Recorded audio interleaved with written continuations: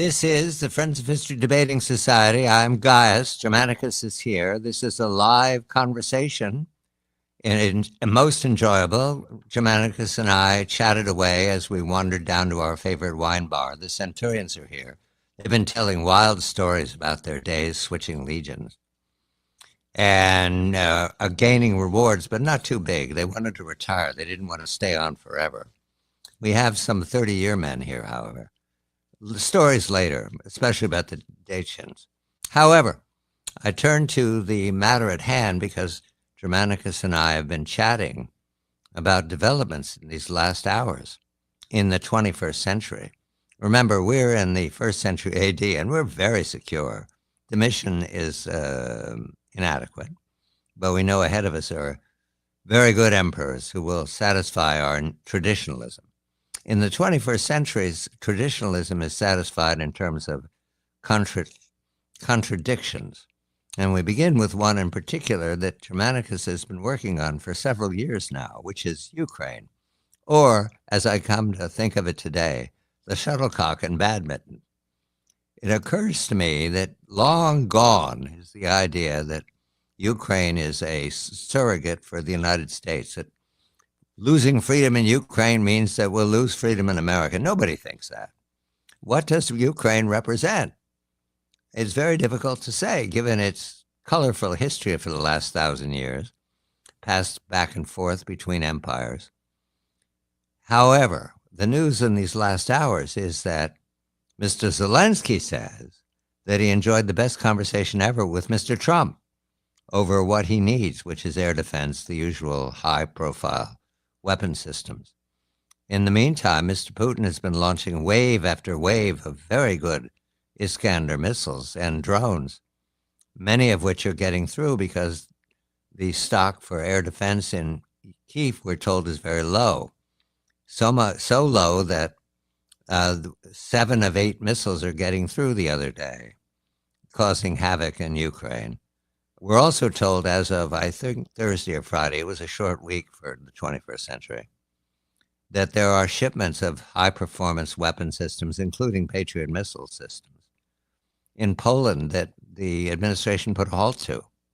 Don't know what that means. But we come back to what does Ukraine represent? Germanicus.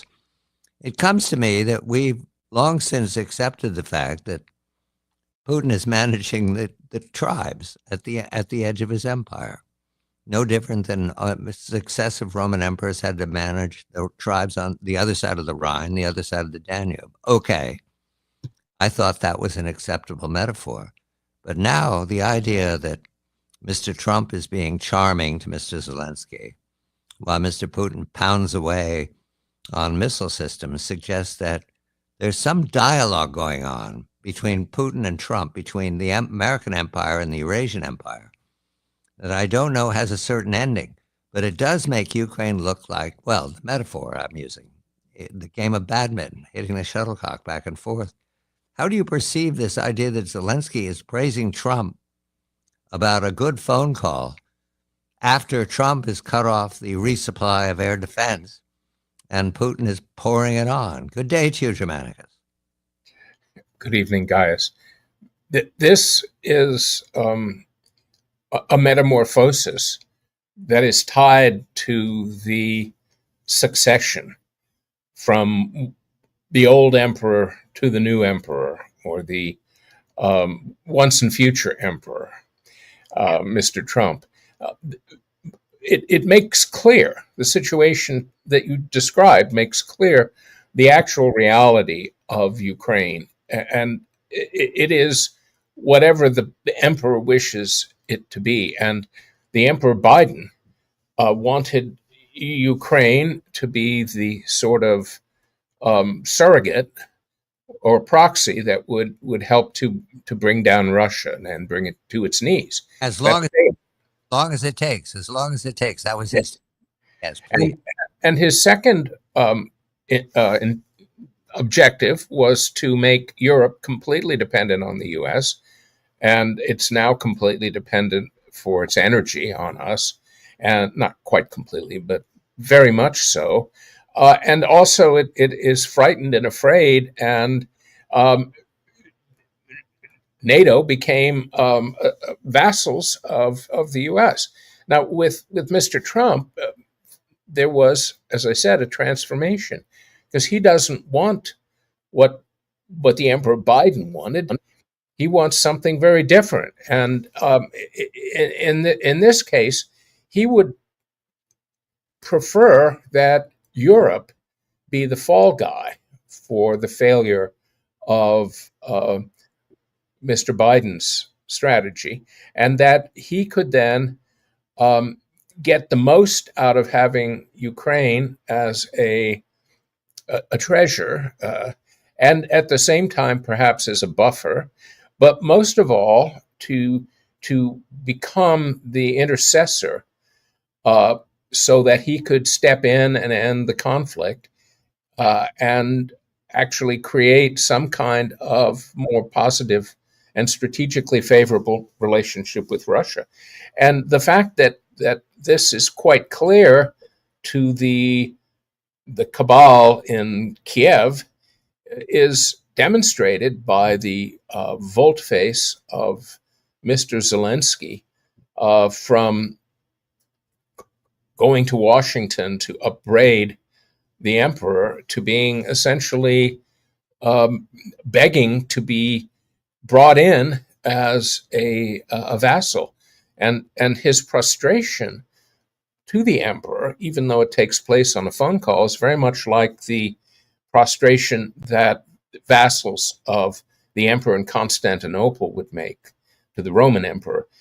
People were, princes and potentates of a lesser stature were expected to prostrate themselves in an act that the Greeks called proskinesis. And this was a way of ritually sealing the absolute authority of the emperor. And in effect, Mr. Zelensky has done that. A few days ago, he hosted all these big corporate heads of the U.S. giants like the Lockheed Martin and Coca-Cola. I don't know, all the grand conference room in Kiev was completely thronged with these corporate heads, and here was Zelensky basically begging them to stay connected to Ukraine, and he'll give you whatever they want. And also, you have much of the agricultural land in Ukraine being bought up by the agro giants like Archer Daniels Midland. And so we can see Ukraine becoming what it has always been: first of all, a borderland, which is what Ukraine means, and second, a kind of feast for the U.S. and its corporate giants, and also eventually a venue for Mr. Trump to meet Mr. Putin and renew a relationship, which would be of great strategic value for the U.S. And he can't do that unless he is removed from being a co-belligerent with Mr. Zelensky. And so if Europe is doing that, then Trump can intercede. And therefore, when he talks about air defense missiles, it's merely a token gesture to Mr. Zelensky. There's no way the U.S. can properly intervene through weapons and advisors and all the rest at this point.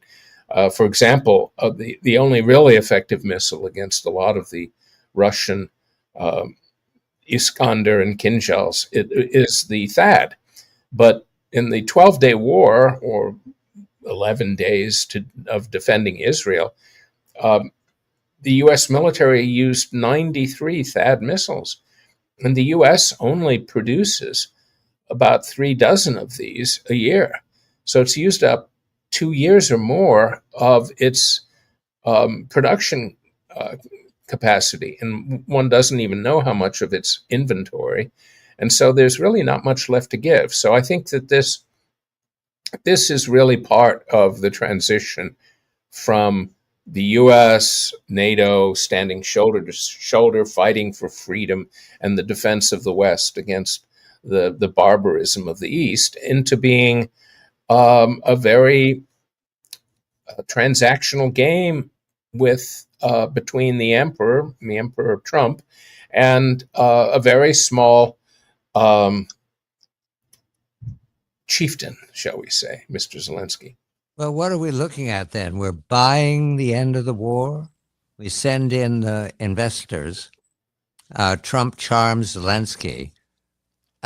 Germanicus, Ukraine has no air defense. Right. That's not a country anymore. Well, one could argue it never really was a country. You can't even pretend you're sovereign if you have no air defense. This is all the kind of elegant or not so elegant ritual dance that comes at the end of a war. The war has to find a pathway to a conclusion. Right. And it's a long dance, unfortunately. And it's that. So the phone call between Trump and Zelenskyy looking for an exit strategy, Zelenskyy looking for refuge. Do we offer him sanctuary? And his people, do they get protection of the U.S. afterwards? Is that part of the bargaining? I think the bargaining involves that, but it also involves giving him enough time to make preparation so that it isn't some sort of, dash to the west. It has to be. He wants to be where he is as long as possible, because what control he has over his person and his survival will be snatched away the moment he gives himself up to somebody else, whether it's us or one of our European allies. And everything becomes tenuous at that point. But I think at this moment, his energies are focused on how he can survive as long as he can. Germanicus and Gaius talking about a subject that has overstayed. For heaven's sakes, Germanicus, there are guests that won't leave the dinner table. Right. It's very difficult to be inspired by a country that, why don't people know when they're beaten? Comes to mind again. We'll turn to something more domestic. Elon Musk, the illegitimate son of the emperor, has announced that he's forming a new party called the America Party. This is rich. When we come back, Germanicus and Gaius will explore third parties in America. This is the Sons of Liberty.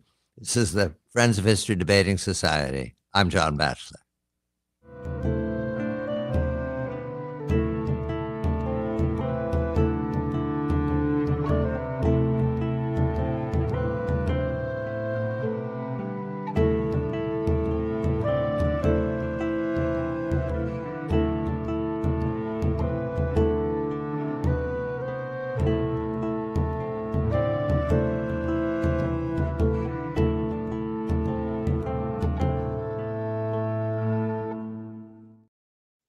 This is the Friends of History Debating Society. I'm Gaius. Germanicus is here. We're in our wine bar by the Thames. It's a beautiful summer evening. The Centurions are very happy. I think they've been gambling again. But in any event, you don't ask a Centurion whether he's won money or not. You assume that everything's well for him. His family's gone home. And the children get to stay up late tonight. And we'll be on the theater later. However, right now we're turning to a subject that is highly entertaining. Elon Musk, the illegitimate son of the emperor, facing the legitimate son, that would be a man named Vance. Elon Musk has announced on Twitter, well, formerly Twitter, he calls it X, who knows why, that there is a new party forming he calls the America Party. There's no reason to believe he had investigated or had anybody investigate third parties in America, but it has substance. Third parties turn out to be the final element for a victory on election day for the major parties, the partisans. But that's not what entertains me. It's that he's calling it an America Party. And Germanicus and I, on our way here, we're debating what's recognizable here. Is it Liberty Party? That would be Garrison, having to do with the slavocracy that turned into the Civil War. is it the know-nothings. The know-nothings, that was a name that they were given because it was a secret gathering. And when somebody asks you where you were going tonight, you say, I know nothing. And they were called the know-nothings. They were anti-immigrants. And then the Republican Party was the third party to begin with, certainly prominent in the 52 and 54 elections. And after that, lineup, the Free Soil Party, the Free Silver Party, the Greenback Party, it goes on and on and on, all splits, recognizable libertarians here in the 21st century, but they didn't use that word. Their economic theory was on the basis of gold or silver, bimetallism, all too obscure. And there's no reason for Musk to know it. It entertains me, Germanicus, to think that he's charging into being a third-party representative, and I find that significant. I know that he's doing this because he's an illegitimate son. His dad has thrown him out of the empire, maybe, and made remarks about driving him back to South Africa, maybe. The legitimate son has to keep an eye on this because there will come a time that the two have to decide that we can't live in the same kingdom together, the same empire. Right now, that day is off in the future. So I put this to you, Germanicus. A third party has merit in that is a spoiler party. We saw that in the election of 52, 56, and 60. The 52, the Whigs were breaking up. 56, the Democrats were breaking up. And 60, they all went and fragmented themselves into war. Where are we in fragmenting the major parties? And where are we going with it? The third party significance in American political life has typically been tied to one of the major parties coming apart, or a significant regional movement against both of the reigning parties, and an attempt to shift one of the parties to its point of view.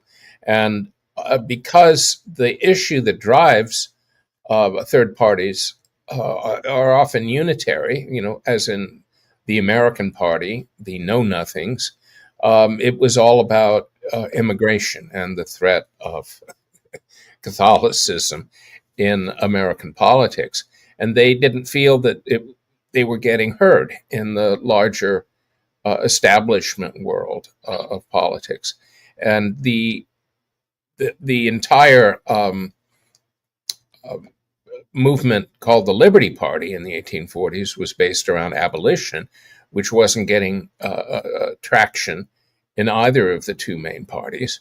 And then the ultimate emergence of the Free Soil Party, which gathered in both the Know-Nothings or parts of the Know-Nothings and the Liberty Party, and eventually became the Republican Party, was a set of protests that then were able to step into power because the Whig Party lost its place in American politics. It failed miserably in 1852, and it no longer spoke to people. And the voices of these third, fourth parties, whether it was abolitionism or immigration or free soil, could all coalesce around a new party, so that there was in many ways a kind of bridge politically between the Whig and Democrat parties to suddenly the Democrat and Republican parties. Oh, wait, so I want to make sure my point of view here is that the parties meant to disrupt. They didn't They didn't think they were going to win the Electoral College. They meant to disrupt. They were a threat, and they followed through on their threat, and it worked. It fragmented the major parties and led to a contest that sometimes is remembered as a catastrophe. They weren't just berserkers. I mean, they weren't just trying to cause mayhem. But they wanted to move the party that they had once been a part of, or whatever the ambit was of the two parties together. They wanted to move the party toward embracing their position, I and agree. that So what does Trump represent to Musk that he wants to form the America Party? How does he see that moving the party to him? I'm not fully aware yet because I don't. He hasn't declared his vision, but given what he said about a number of things, I would think that he would like to see a more libertarian Right.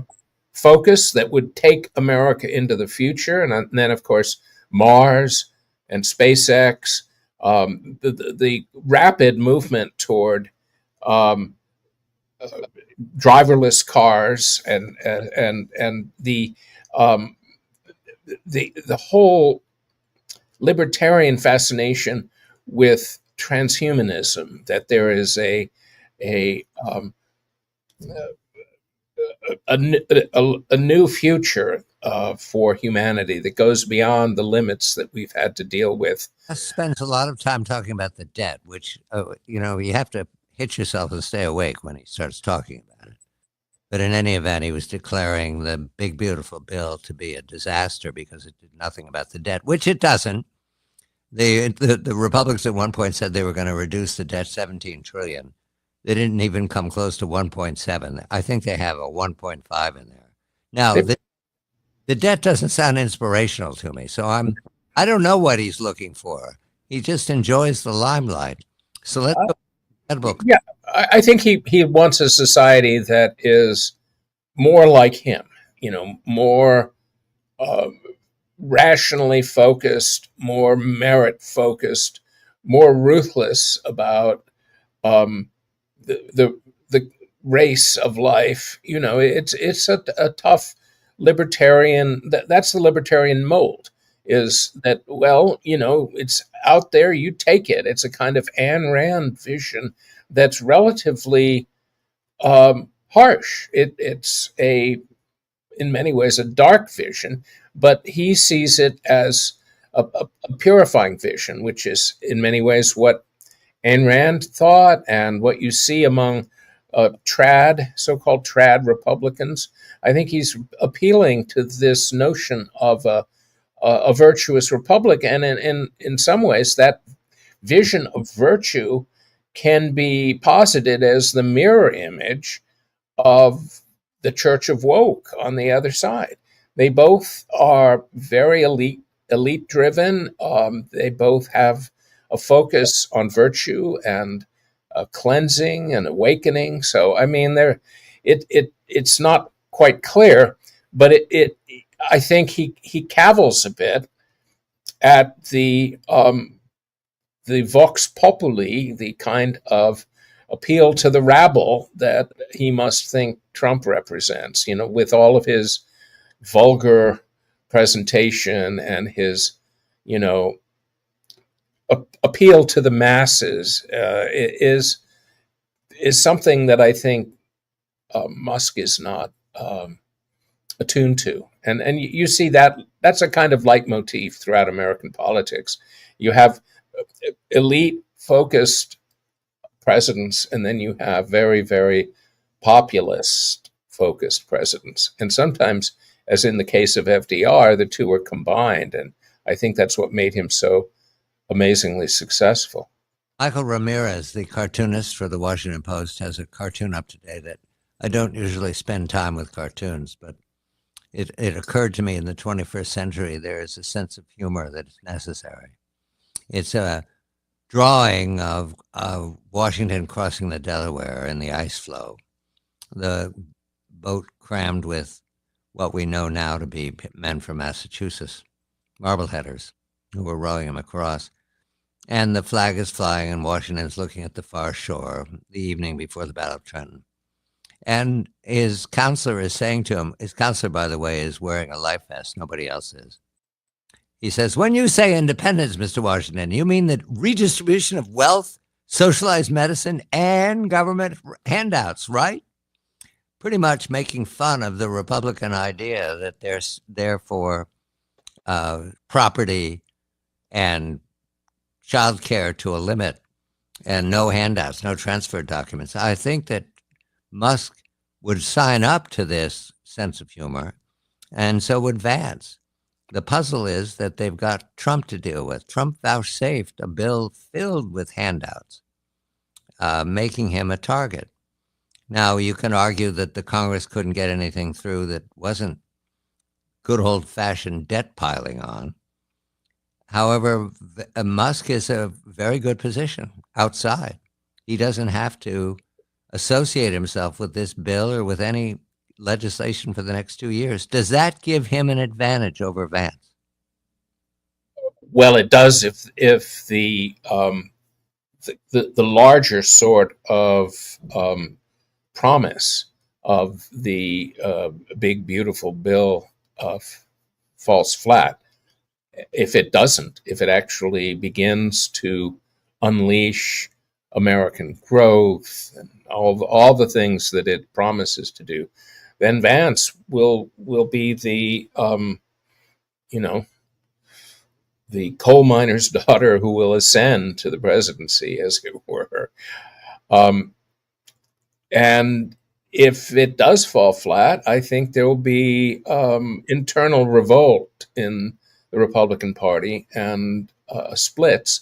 And to the extent that those splits are major, they will allow Musk to be a credible candidate. But if the split looks anything like the split in 1912 between Taft and TR and the Bull Moose Party, or if it looks like Ross Perot in 1992, it's not going to work. And the fact that he's founded a party that's outside of the Republican Party means that it might look very much like the 1924 election with La Follette, where he got close to 20% of the popular vote, and Ross Perot got, I think, 18%.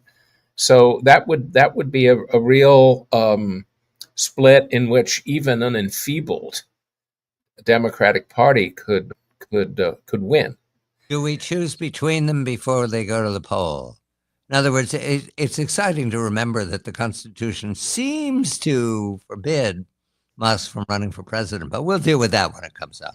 Well, I think the good thing is that it's 3 years out, and so there's lots of time for it to become clear who the favorite is. Handle an illegitimate son and an heir. Did they choose between them? No. Again and again, it was a happenstance. Is that what we're going to see? Happenstance. Well, we saw plenty of that in the last 8 or 10 years, so I think that's probably what awaits us. But this isn't the Ottoman Empire, in which the succession of sultans demanded that brothers slew each other, and the brother that survived became sultan. That's not what we have today, but maybe we do have it in a kind of less bloody fashion, and we'll see who knocks the other off. And first we have to understand whether or not there is sufficient support and oomph behind Mr. Musk so that this isn't just a flash in the pan. There is oomph behind him. I see that. It's the young audience that won't vote unless there's a reason to. And they voted for Trump because Musk told them to. I mean, Trump was telling them to vote, and he survived the assassination. Good for him. But Musk, with whatever amount he spent, jumping around on the stage was the youth vote. They'll follow him. And good for them. He can be a splinter party, and there have been lots of those that get 2, 3, 4% of the vote, or he could be a major contender. Germanicus, I don't see this going to the polls as a contest. I see this happening before the polls. Is Vance going to match Musk? Does Musk care enough? You know, he's evidencing these days the word mercurial comes to mind. It's very hard to see how he could do. What you're basically positing is that in the best of circumstances, he would essentially do what Mr. Trump was able to do in 2016, and that is to knock off every establishment candidate that the GOP had. And I have no, there doesn't seem to be any realistic chance of Mr. Musk being able to do the same thing. I mean, it, I want to put a scene up. We're in the Reagan Library. The airplane is behind them. yes, 7 candidates lined up for the first debate. right. Musk is one of them, even though the Constitution says, hey, you can't be president. He's up there. And he's in a position of having to explain nothing. All he has to do is pitch the idea of dying on Mars. We should.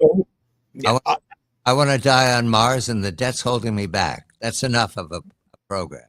I just don't see how the Republican Party would allow him to be in that position. I mean, he could start. He's already started a party. He could run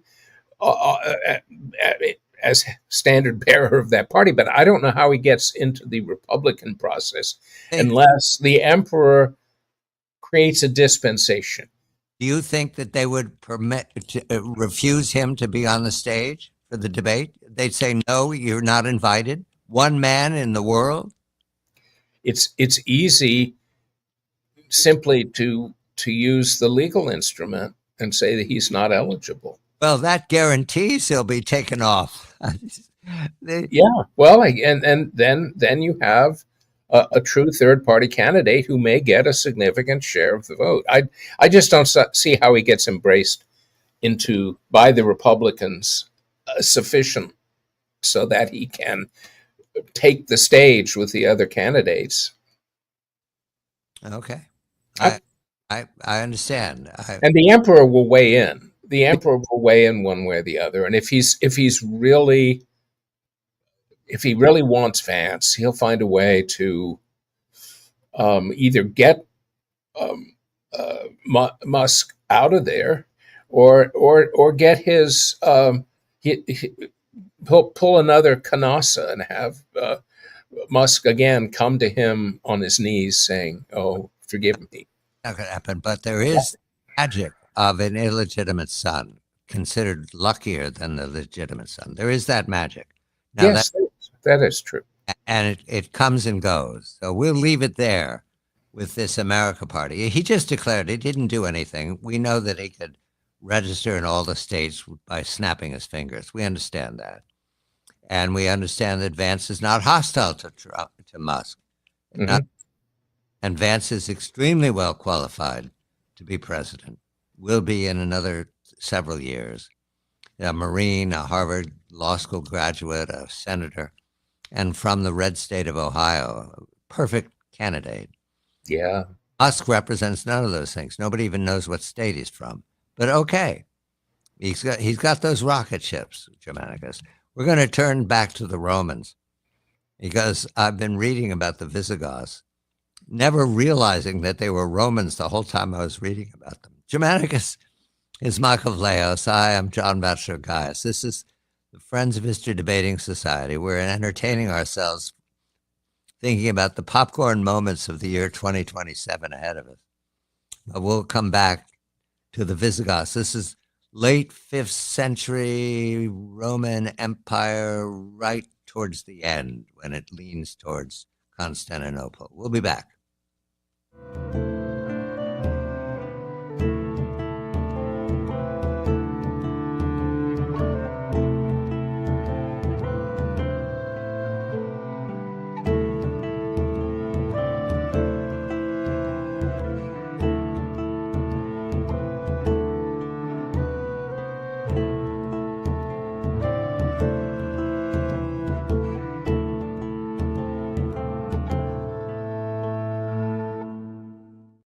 This is the Friends of History Debating Society live on a beautiful summer evening in Londinium. The Thames is very quiet, a beautiful evening, and the centurions are enjoying themselves, telling gambling stories. It's odd how men who fight across the empire, when they talk about anything, they don't talk about their battles or their scars. They talk about their gambling debts or their gambling winnings. Well, the Roman life. The Roman life is a subject that I proposed to Germanicus we mentioned tonight, because I've been reading the late 5th century. This is, Rome was sacked at the beginning of the 5th century. It was sacked again towards the end of the 5th century. And so much was the empire built on the assumption that Rome cannot fall, they moved the capital to Ravenna. Okay, that was a good move. And in the meantime, Constantine had built his city. There is a debate. One version says he didn't expect it to become the empire. It was just a good place on the Danube. But by the late 5th century, it was well established as a trading post. It was good business. And Rome was no longer occupied as the thing we must hold on to. The empire had moved to Ravenna, which is a beautiful place, I understand, but it's not Rome. Now, what I've discovered, Germanicus, in my reading, always dangerous, is that in the late 5th century, there are no Romans here. They're all Visigoths or Ostrogoths, and the success of Gaul is that it took over. Now, we treat them as Romans, but just the way we treat the Greek speakers in Constantinople as Romans. And there's this, and it occurred to me as I was reading this, and we can look to the 21st century in America for this. The good Roman could review everything from Augustus and talk of Caesar. The good American can review everything from Washington and the Revolution. And that will be true for another 1,000 years. And I don't know if there's another empire that can speak so in depth, just at the moment's notice of its success for a length of time, the way America can and the way Rome could. And now we're not 1,500 years yet, but we have ambitions.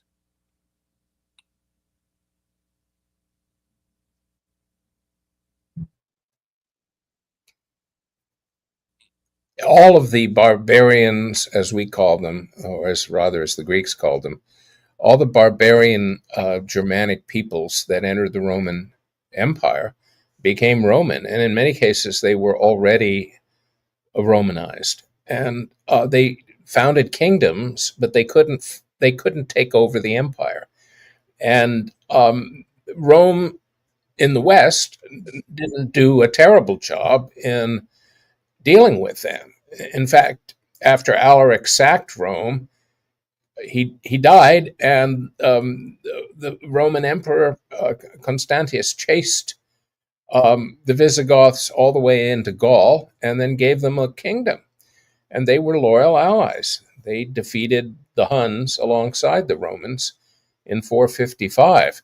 The Franks in the north were loyal Roman allies and stayed loyal Roman allies for 2.5 centuries. If the emperor in Constantinople wanted the Franks to intervene in Italy, they would send an army and do that.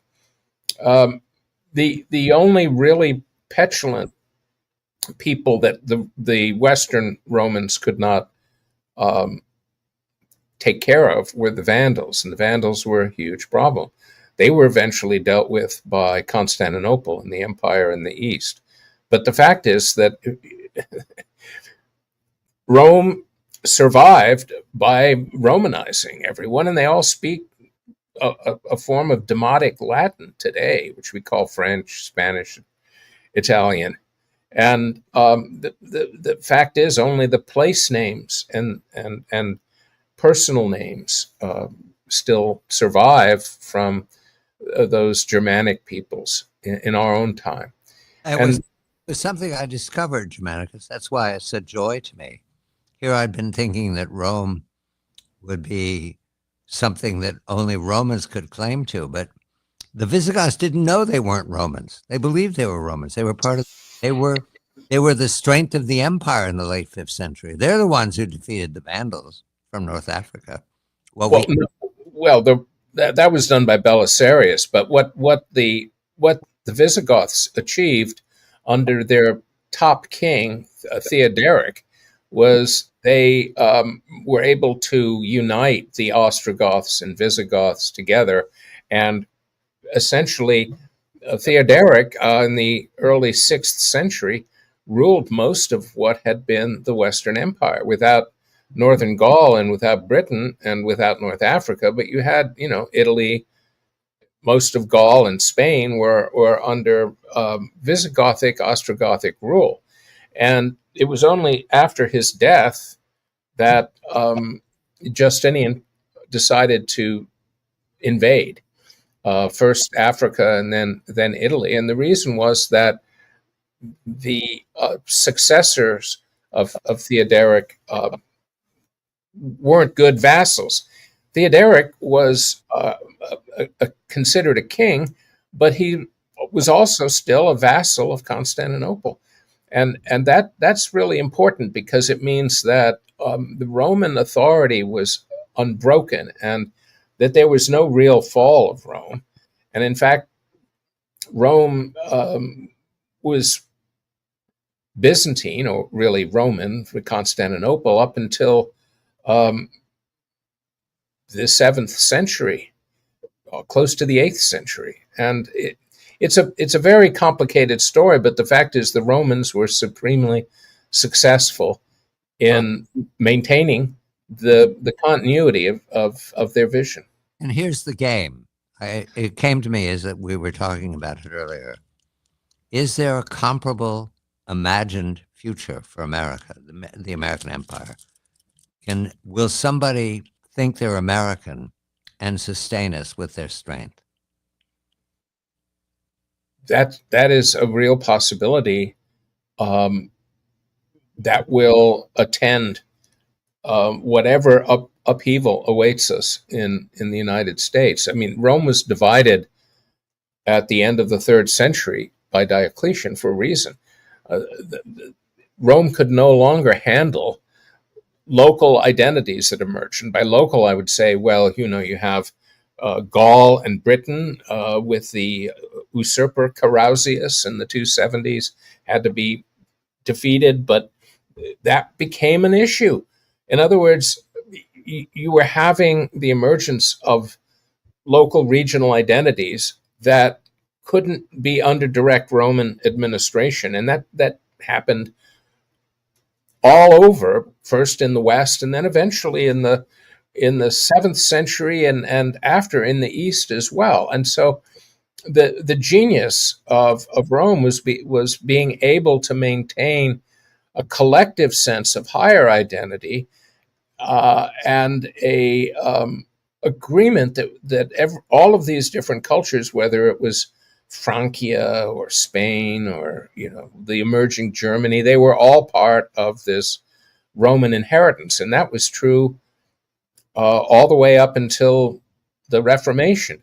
And the same was true in Byzantium. You had a Byzantine Commonwealth emerge, so that even though the titular Byzantine Empire was tiny toward the 14th and 15th centuries, the peoples, all of the peoples of the Orthodox world, still looked to the Basileus, the emperor in Constantinople, as the overarching a figure of their shared identity. And so with America, we have a split, a deep fissure in American life that will continue and worsen. But in many ways, the Church of Woke, no matter how much it hates and reviles the original American religion, which you see in Mr. Trump, they both consider themselves Americans, and the success of America in all parts of North America, at least, and parts of South America, is potentially leading to a kind of Romanization, and this will continue even after the contiguous United States is not necessarily with us any longer. Germanicus and Gaius are on our way to the theater. We'll sacrifice to God Augustus. We have an amateur group tonight performing scenes from the clouds. That's the Greeks again. Aristophanes claimed this was a comedy. All it does is mock the thinkery, Socrates, and generally understood to be making fun of society, traditionalism. However, it's an amateur group putting it on, so perhaps they've interpreted it for it'll please me as a Roman. This is the Friends of History Debating Society. Oh, yes, it's a beautiful night. And so we can dream of the future, the 21st century and beyond. Thank you for listening. Live from Londinium, I'm John Batchelor.